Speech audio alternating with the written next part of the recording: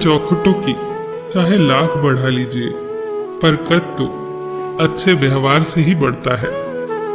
डिग्रियां तो तालीम के खर्चे की रसीदें हैं, सच तो वही है जो किरदार में झलकता है। गलती मानने और गुनाह कबूल करने में कभी देर न करें, क्योंकि सफर जितना लंबा होगा वापसी उतनी ही मुश्किल होगी।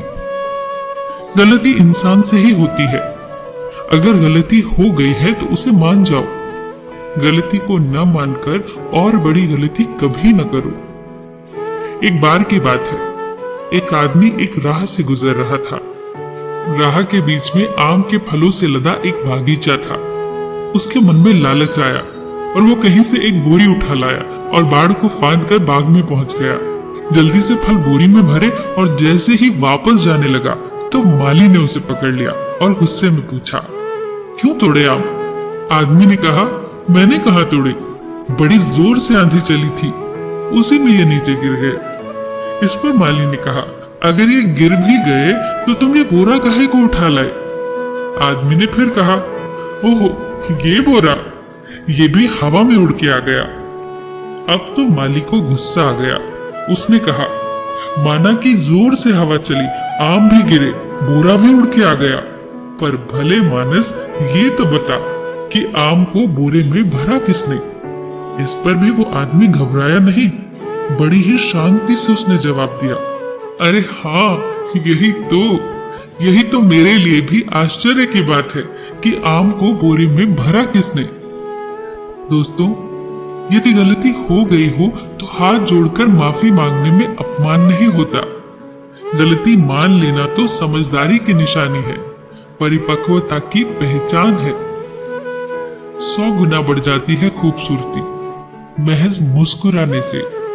फिर भी बाज नहीं आते लोग मुंह फुलाने से। आप कभी भी कामयाब नहीं बन सकते यदि आप अतीत को याद करके परेशान रहते हैं। याद रखना, यदि आप परेशान हो तो आप बीते हुए कल में रहते हो, और यदि आप फिक्रमंद और चिंतित हो तो आप आने वाले कल में रहते हो, और यदि आप सुख और चैन से रहते हो तो आप आज में रहते हो। जरा सोचिए, हमारे संसार में आने से पहले क्या ये संसार हमारे हाथ में था? और हमारे संसार से जाने के बाद भी क्या ये संसार हमारे हाथ में होगा? नहीं ना। तो फिर हमारे हाथ में है क्या?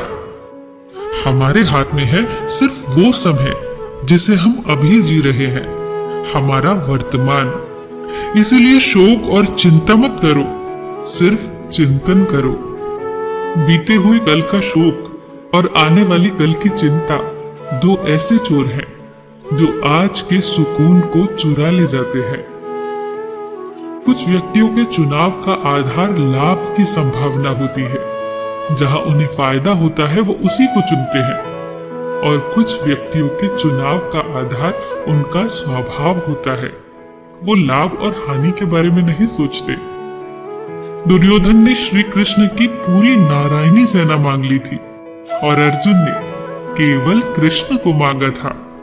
उस समय भगवान श्री कृष्ण ने अर्जुन की चुटकी लेते हुए कहा, हार निश्चित है तेरी, हर दम रहेगा उदास। माखन तो दुर्योधन ले गया, केवल छाछ बची है तेरे पास। इस पर अर्जुन ने कहा, हे प्रभु, जीत निश्चित है मेरी, दास हो नहीं सकता उदास। माखन लेकर क्या करूं जब माखन चोर है मेरे पास। कृष्ण सहायता नहीं करते, वो तो जिस पक्ष में होते हैं समग्र सृष्टि उस पक्ष में सहायता करती है। आप पूरी दुनिया जीत सकते हैं संस्कार से, और जीता हुआ भी हार सकते हैं अहंकार से। सत्य कहो, स्पष्ट कहो, कहो न सुंदर झूठ, फिर चाहे कोई खुश रहे, चाहे जाए कोई रूठ। अंत में एक प्यारी सी लाइन जिसे सीधी पढ़ो या उल्टी बहुत खूबसूरत लगती है जिंदगी तो अपने है अपने तो जिंदगी है। सबका ख्याल रखना, पर अपना भी ख्याल रखना। हमेशा मुस्कुराते रहना, कभी अपने लिए तो कभी अपनों के लिए।